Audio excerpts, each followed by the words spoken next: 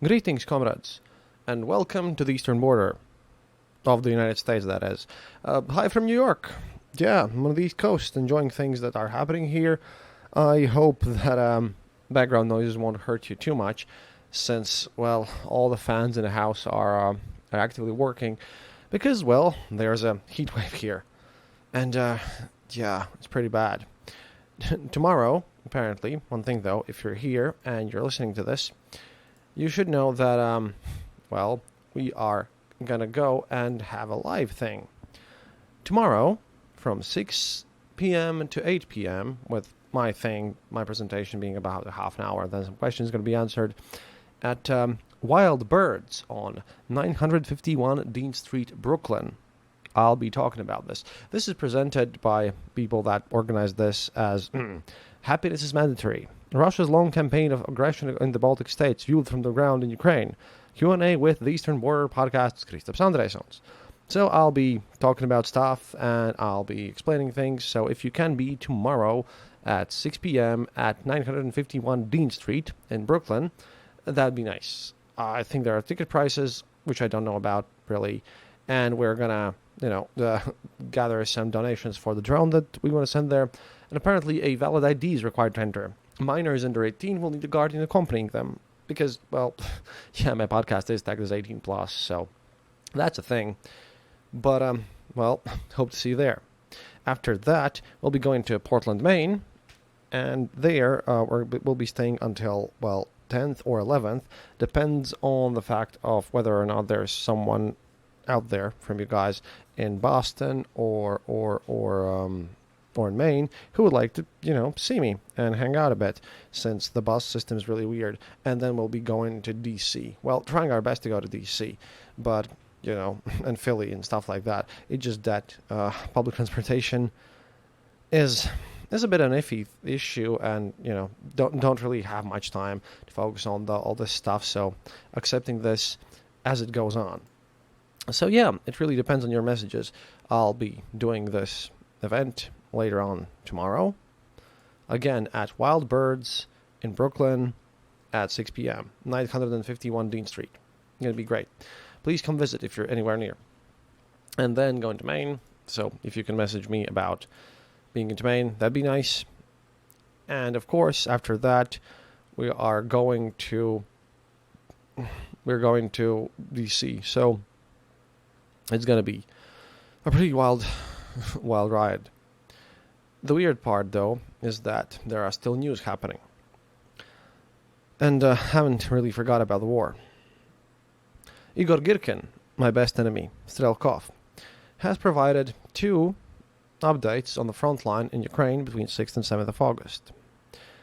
Today, he refuted an earlier claim that Russian forces have advanced towards Blahodnatoye. And, well, the rest of his update appears mostly in line with what Ukrainian sources are reporting, except for Pisky, which is evidently still under control of the Ukrainian forces, and the Russian and Luhansk Donetsk army controls only a smaller part of it, although they claim in Russian propaganda that as a major success. And his comments on the losses on both sides can't be verified either, but Girkin almost always states that Russian forces are experiencing fewer casualties because he's still mindful of the morale. So here's what he said on the 6th of August, quote, "On the Donetsk front, our forces, that is Russians, reported the full capture of Pesky. On the Siversk-Solidar-Bakhmut front, the main efforts are concentrated on Bakhmut. Street battles have been confirmed within the territory of the town. Wagner Group is once more storming the town with support of the forces of the People's Republics and armed forces of the Russian Federation. It is said to become another ghost town in the near future, without any strategic results, mind you. The enemy, Ukrainians, pull back their rearguard units from the area north of Khorlivka, where they have been flanked from the north. Pursuing them, the Donetsk People's Republic forces have occupied the settlement of Khlyadovsoye. There are reports that in the Kharkiv Oblast, Russian forces have conducted artillery barrages to soften up the enemy before an assault, or something similar to an assault. If we are to speak about an offensive on the Kharkiv direction, then this move is quite sensible, all things considered. However, Girkin does not know if there are enough forces for an offensive. but he states that large quantities of forces have been relocated to this area. Ukraine, apparently according to Girkin, continues to increase artillery and missile attacks, trying to realize local advantages in long-range MLRS systems. In the Donetsk district today, another rocket artillery ammo storage depot, this time in Makiyevka, was destroyed. In Kherson, yesterday several military facilities were hit. So-called kamikaze drones are used alongside HIMARS. It seems that Ukraine continues to hope to conduct an offensive in the region. It remains still quiet on the Zaporizhzhia front. And today, he was a bit more specific about the whole situation and sort of debunked some of his earlier claims. Quote, changes to the situation on the front. On the Kherson front are, again, Russian, because it's Girkin we're talking about, forces have launched an offensive to the west of Snihurivka in the direction of Nikolaev. I do not know how deep they have penetrated so far. To the south of Donetsk, our forces are attacking in the Vuhledar direction. The results are not yet known. Assault operations continue on the Donetsk front, in the Bakhmut region and in the Kharkiv region. I have thus far not received any reports on any advances. Yesterday, reports, that is the previous one that I read to you, about the advances of Russian forces near Blahodatnoye couldn't be verified. During the course of yesterday's battle, Russian forces did not manage to advance and had to return to their starting positions. This was not an offensive, instead a reconnaissance by fire. Nonetheless, Ukraine suffered serious casualties, greater than Russian losses. Today, it is quiet in that direction. Again, well, this is a far kind of move from his previous, quite excellent actually, analyses of this whole situation. So, I wouldn't be completely 100% guaranteeing that what he says this time is completely true. However, he posts sometimes links on other articles, and some of these are quite interesting. And one of them is about so-called fake patriotism. Because apparently, he just posted a stunning revelation that he's not happy how Russia is running their military operations. And yeah, if you've been listening to this show for a few, last months, you know what's up. See, the thing is, apparently on the 4th of August, TASS and information agencies got into their sites that Central African Republic asked Russia to send 3,000 more Russian instructors. This is how they're going to increase the total amount of Russian soldiers, instructors in the Central African Republic about 4 times. And the total amount will be 4,135 Russian troops over there. These guys in the Central African Republic are mostly private military company Wagner troops. They're not going to do any instructing. Instead, they are sent there to capture, diamond mines and stuff like that.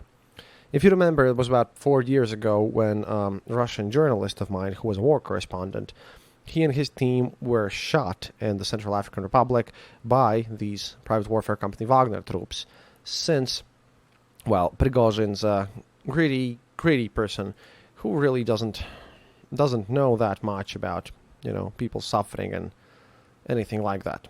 And now they're sending 3,000 troops more, which Girkin states is a terrible idea, since the lack of manpower in Ukraine is hurting the Russian forces a lot.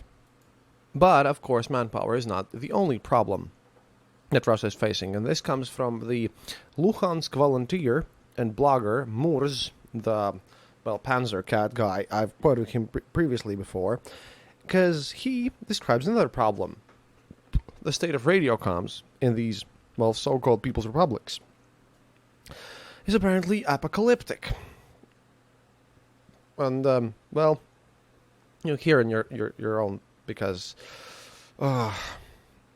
it's just a bit something. So, another, analysis is coming soon about this, because if it is as they say, then it might actually not even matter that much, and that puts Girkin's claims. Sorry, someone just posted a meme about Igor Girkin recently, so yeah. But apparently Igor Girkin's claims don't really ring that true, as, I don't know why he started to twist around these things, but I'm double checking. But the whole situation makes me wonder. Now, from Murs, quote, Some things look quite apocalyptic, yes. Impressions of the past day add up to a picture which for the uninitiated appears as apocalypse tomorrow if not today. But the organisms like myself, and this is Moore talking about himself, who are accustomed to the amazement, are not surprised by anything anymore. The armaments folks called in. The supply of spare parts for small arms didn't exist before February, and still doesn't. But now also the Luhansk People's Republic's military stores have been either completely swept or closed. When mobilizing everyone into the army, it would probably be reasonable to presume that the absence of skills in handling and preserving weapons would lead to a need to have these spare parts in significant amounts. But no.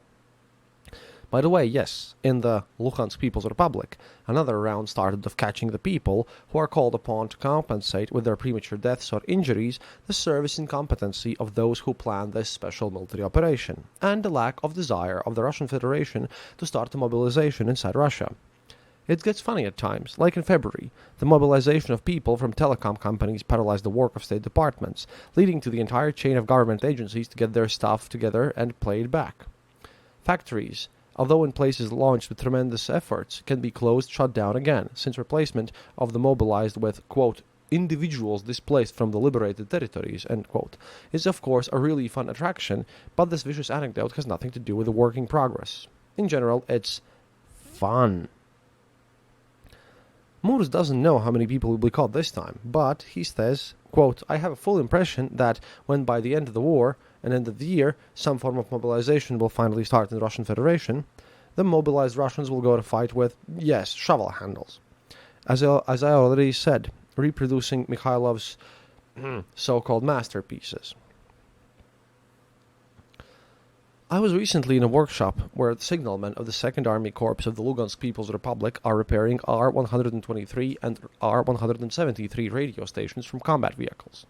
No, they do not give the restored R-123 tube radios to a museum after restoration. They put them back on tanks. To fight. Let me reiterate, they are tube radios.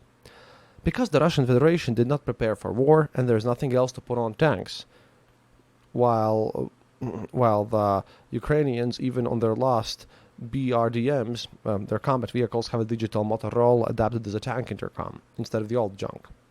The whole of Lugansk Republic's People's Militia had only one motorized rifle battalion, which could do something like that. It was our Prizrak.